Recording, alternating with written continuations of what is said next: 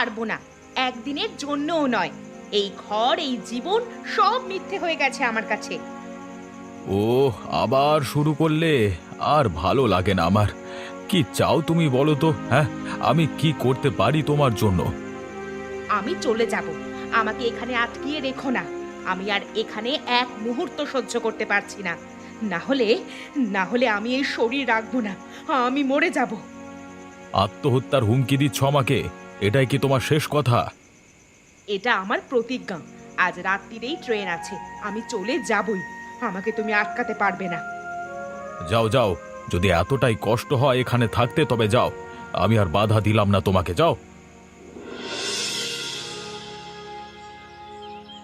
কি হয়েছে তোমার?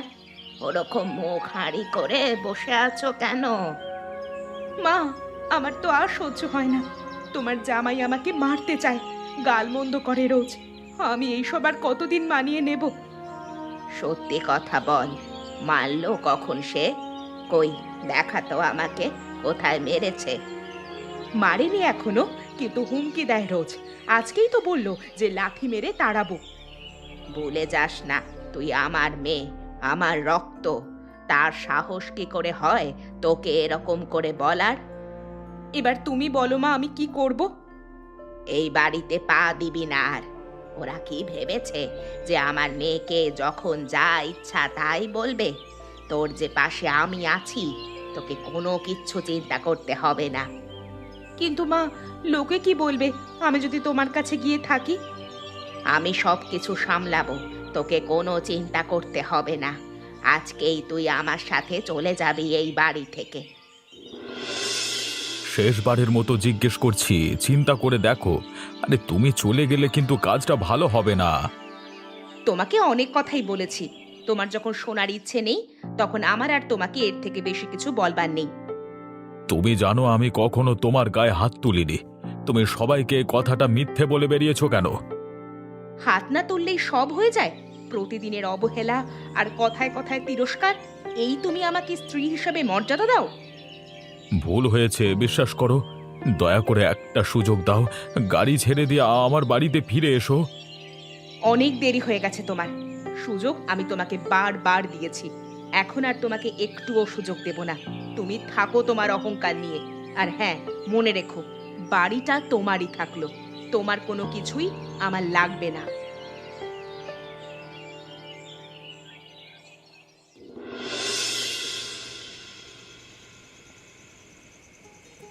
কি গো, খুব ক্লান্ত লাগছে বলো?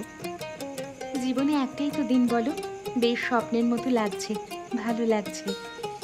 দেখবে আমাদের বাড়িটা নতুন লাগবে তোমার, সবাই ভালোবাসবে তোমার।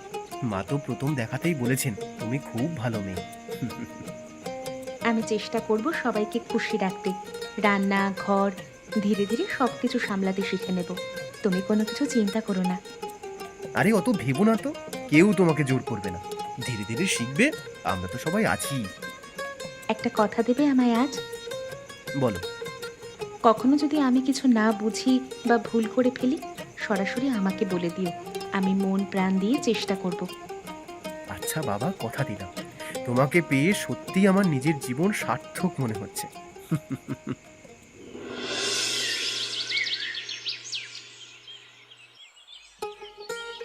ডালটা একটু বেশি সেদ্ধ হয়ে গেল না তো? দেখো তো বৌমা, খুব গলে গেছে নাকি? গলে গেলে আবার ছেলে পছন্দ করবে না। আপনি ঠিক বলেছেন মা, একটু বেশি গলে গেছে। ক্ষমা করবেন, পরের বার থেকে খেয়াল রাখবো। সব কিছু কিন্তু তোমায় ধীরে ধীরে শিখে নিতে হবে বৌমা। আমার বয়স বাড়ছে দিন দিন। শিখে নেব মা, আপনি কিচ্ছু চিন্তা করবেন না। দেখো, রাগ করো না। আমি তো তোমার মায়ের বয়সী, শেখাচ্ছি তো তোমার ভালোর জন্যই, যাতে পরে কেউ কিছু বলতে না পারে। আমি তো জানি আপনি আমার নতুন একটা মা, আমি রাগ করব কেন? এই ঘর সংসার সব কিছু তোমারই, শুধু রান্না করা নয়, বাকি কাজগুলো ধীরে ধীরে তোমাকে একাই করতে হবে। আমার শরীর তো আর দেয় না বৌমা, আর তোমাকে তো আমি ঘরে এনেছি সেই জন্যই। আমি সব করব, আপনি কোনো চিন্তা করবেন না। কথাগুলো যেমন হাসতে হাসতে বলছো, তেমন মনে রেখো কিন্তু ভবিষ্যতে। মা, আজকে কবিতা আলুর তরকারি বানিয়েছে। হ্যাঁ, বানিয়েছে। বেশ ভালো হয়েছে আজ দেখলাম। তুমি তো আজকাল দেখছি তোমার নতুন বৌমার কোনো দোষ দেখতেই পাও না, সব কিছুই তোমার ভালো লাগে। কেন রে, হঠাৎ করে আবার এরকম বলছিস কেন? সে আর তোমাকে আলাদা করে কি বলবো। তবে আরেকটা কথা, আজ সকালে রান্নাঘরে গিয়ে দেখলাম সবজিগুলো একেবারে নেতিয়ে পড়েছে। নতুন বউ হয়ে একটু যত্ন নেয় না? আর তুমিও তো কিছু বলো না মা। কি আর বলবো বল, আমাদের সময়ের কথা তো আলাদা ছিল, এখনকার মেয়েরা সব আলাদা। সাবধানে থাকবে মা, দেখেছো তো দাদা এখন সব সময় ওর কথাই শোনে। এই সুযোগ নিয়ে তোমার যদি ঘর ভাঙায় তখন আমাকে দোষ দিতে এসো না কিন্তু। কথাটা তো তুই খারাপ বলিসনি। আমি কোনোদিন খারাপ কিছু বলেছি নাকি? তোমরা সব সময় ভাবো যে হয়তো আমি খারাপ কথাই বলি। তবে আমার বিশ্বাস আছে আমার ছেলে আমায় ভুলবে না। তুই যা, আমার একটু কাজ আছে। থাকো তুমি তোমার বৌমাকে গলার মালা করে, আমি চললাম।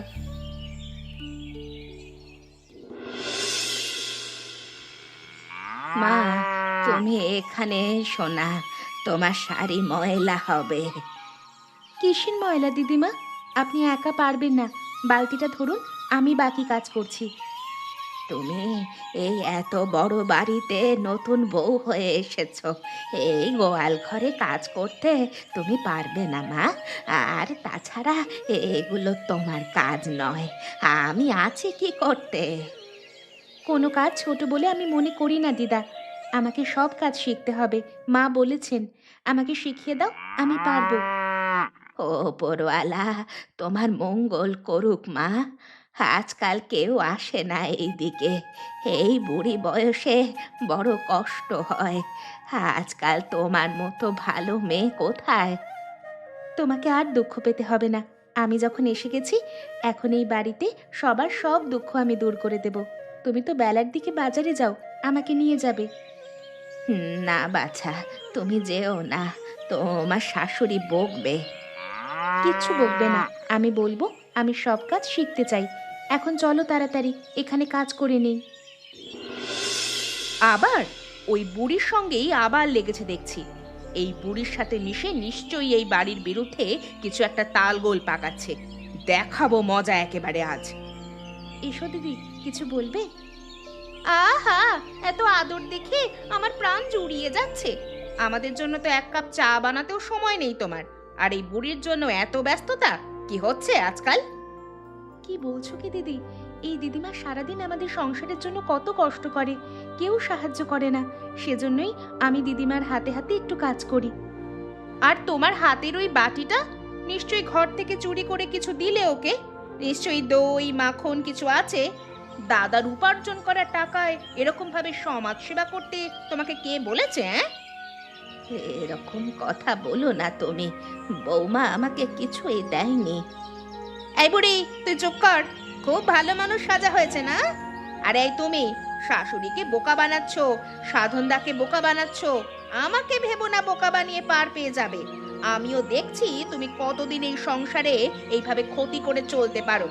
আমি থাকতে তোমার এই সব চলতে দেব না, কথাটা জেনে রেখো।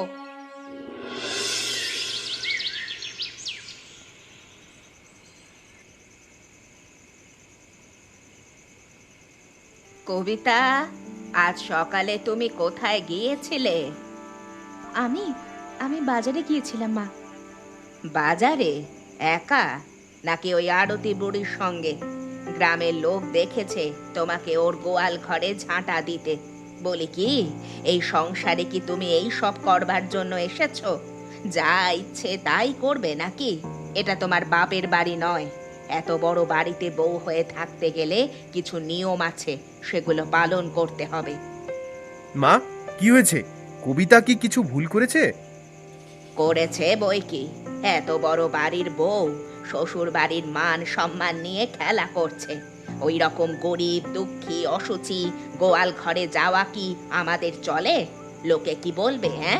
বলবে সাধনের বউ গোয়াল পরিষ্কার করে। একবার ভেবে দেখেছিস তুই আমাদের বংশের মান সম্মানটা কোথায় যাবে? কিন্তু ওই দিদিমা বেচারি একা অসহায়, এই বয়সে ঠিক করে কাজ করতে পারে না। আমি শুধু সাহায্য করেছি তাকে, এতে বংশের মান সম্মান নষ্ট হওয়ার কি আছে? চুপ করো কবিতা, মা ঠিকই বলছেন। সাহায্য করার অন্য উপায়ও আছে। সরাসরি গিয়ে ওভাবে মিশলে ব্যাপারটা ভালো দেখায় না। শোনো বৌমা, তুমি এখন আমাদের ঘরের মেয়ে। তোমার কাজ আমাদের ঘর সামলানো, বাড়ির মান সম্মান রাখা। বুড়ি ছোট লোকদের সঙ্গে মিশতে যেও না বেশি। তারা কিছু চাইলে দূর থেকে দিয়ে দিও। পায়ের জুতোকে সবসময় পায়েই রাখতে হয়, মাথায় তুলতে গেলে সর্বনাশ হয়, কথাটা জেনে রেখো। যাও এখন রান্নায় যাও। ও দিনু, এসো এসো, কতদিন পর এলে বাবা, ভালো আছো? ভালোই মোটামুটি মা। আসলে বনলতার কথা বলতে এসেছি। কি বলবে বলো বাবা, সে তো এখানেই আছে, কিন্তু কথা শোনে না তো একটাও কারোর। আমি তাকে ফিরিয়ে নিতে চাই মা। আমার ভুল হয়েছিল, তাকে একা ছেড়ে দিতে চাইনি আমি। সে যদি ফিরে আসে খুব ভালো হয়। ফিরে আসবে? এখানে তো রাজরানী হয়ে আছে। আমাদের সাধনের বউ এসেছে নতুন, কবিতা। বনলতা এখানে বড় বোনের মর্যাদা পাচ্ছে। ফিরে গিয়ে আবার তোমার পায়ে মাথা ঠুকবে কেন? একবার তাকে আমার সঙ্গে কথা বলতে দিন। আমিও তো তাকে মাথায় করেই রাখতে চেয়েছি সারা জীবন। কোনোদিন তো তাকে অপমান করতে চাইনি মা। তোমার কথা একরকম আর কাজ একরকম বাবা। আমিও নিজের মেয়েকে ঘরে তুলে রাখতে চাই না, কিন্তু কি করব বলো? তোমার মতো ছেলের হাতে নিজের মেয়েকে সাথ করে তুলে দিতে মন চায় না। আমাকে একটিবার কি ওর সাথে কথা বলতে দেবেন না? যাও, ভেতরে যাও। বনলতা হয়তো ওপরেই আছে। দেখো দেখো, যদি আবার সবকিছু ভালো করে নিতে পারো তাহলে তো ভালোই। খান, আপনি এই বাড়ির বড় অতিথি, তাই আপনার জন্য শখ করে একটু কচুরি ভেজেছি। খুব ভালো লাগছে দেখে। অবশ্যই খাবো বৌমা। দাঁড়াও। কি করছো তুমি এটা? পরের বাড়িতে অমনি এসে তুমি খেতে শুরু করে দিলে? তোমার লজ্জাও করে না বলো? আর এটা কার হাতের রান্না তুমি জানো? না জেনে বুঝে শুধু খাবার পেলেই ঝাঁপিয়ে পড়ার লোভ তোমার আজও গেল না। দিদি, আমি আমি তো শুধু... তুমি চুপ করে থাকো কবিতা। আর হ্যাঁ, এ তুমি খেতে পারবে না। ওর রান্না, ওর হাতের জল ছুঁতেও আমার ঘেন্না করে। মা কোথায়? মা! আরে কি হয়েছে সেটাই তো বুঝতে পারছি না। যে সারাক্ষণ ছোট জাতের একটা বুড়ির সঙ্গে মেলামেশা করে, তার কোনো অধিকার নেই অতিথি বাড়িতে আসলে তাকে থালা ভর্তি করে খাওয়ানোর। যার জায়গা গোয়াল ঘরে, তার ভদ্র মানুষের সঙ্গে মেশার কোনো অধিকার নেই। এ কি অসভ্য আচরণ করছো তুমি বনলতা? আমি এ বাড়িতে অতিথি হয়ে এসেছি। অতিথি হতে পারো, কিন্তু বাড়িটা আমার, তাই আমার কথা অনুযায়ী চলবে। যাও, উঠে যাও এখান থেকে। অনেক খেয়েছো তুমি। তোমার মতো অতিথিকে পাত পেরে বসে খাওয়ানোর আমার কোনো ইচ্ছে নেই।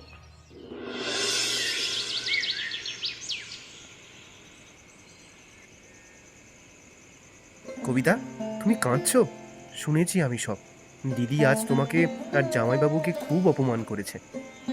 হ্যাঁ, তোমার দিদি আমাকে এতটা নীচ মনে করে আমি জানতাম না। শোনো, তুমি কিছু মনে করো না। ওর আগের মাথায় বলে ফেলেছে।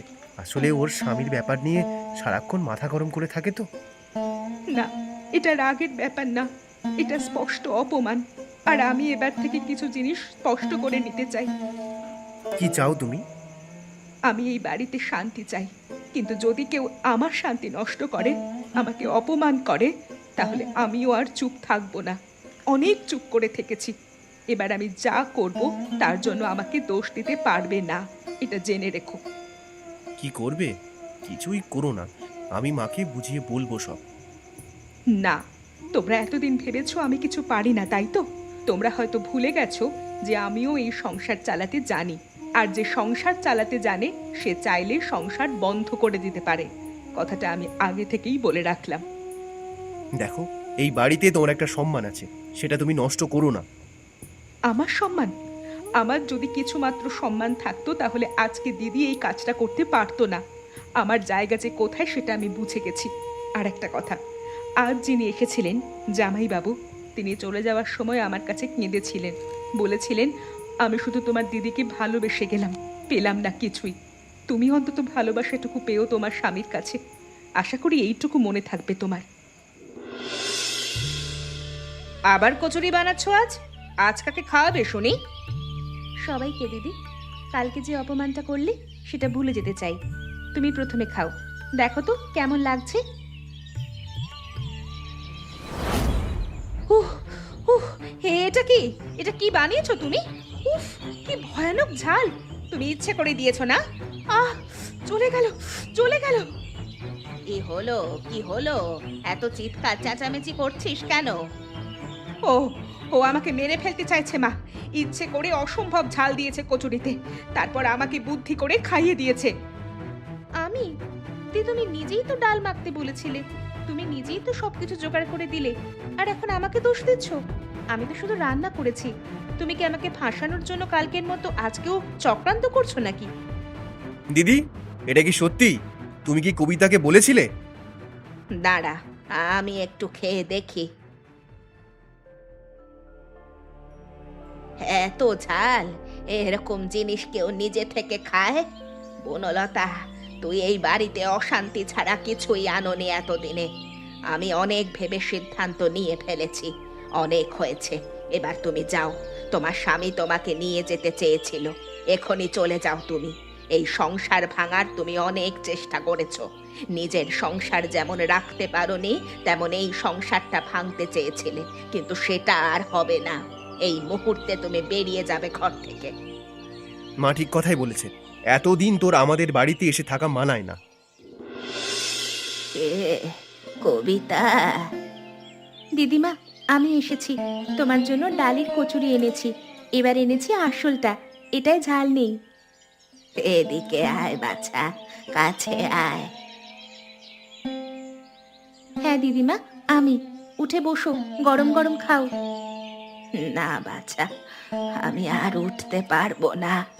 এই যে শুয়ে আছি, এখান থেকেই কথা বলি। আমার আর ওঠার ক্ষমতা নেই রে মা। না না দিদিমা, হ্যাঁ এমন কথা বলবে না। আমি তো এসেছি, এখন থেকে আর কোনো সমস্যা নেই। বাড়ির সবাই নিজেদের ভুলটা বুঝতে পেরেছে, তাই আমি নিয়মিত আসবো, তোমার সঙ্গে গল্প করব, কচুরি খাওয়াবো। আমি আশীর্বাদ করছি তুমি সুখী হবে, তোমার জীবনে আর কোনো সমস্যা থাকবে না। তুমি চিন্তা করো না, আমি এক্ষুনি তোমার জন্য ডাক্তার ডেকে আনছি। ডাক্তারের দরকার নেই, আমার যাওয়ার সময় হয়েছে রে মা। তুই এসেছিস, এই ভালো। আর কষ্ট করো না তুমি। ভুলবো না, তোমাকে আমি কখনোই ভুলবো না দিদা। এই বাড়িতে সব থেকে বেশি তুমি আমাকে ভালোবেসেছিলে। আহ, কি কষ্ট হচ্ছে রে মা। আহ, আহ।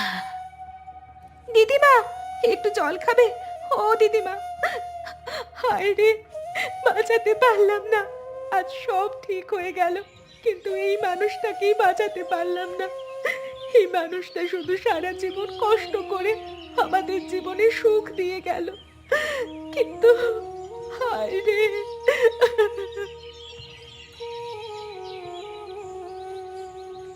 উঠে এসো বৌমা, আমি নিজের ভুল বুঝতে পেরেছি। এখন থেকে আমি তোমাকে আর কোনোদিন ছোট করব না। চলে এসো। মানুষটার কাছে ক্ষমা চাওয়ার মুখও আজ আমাদের নেই। চলে এসো।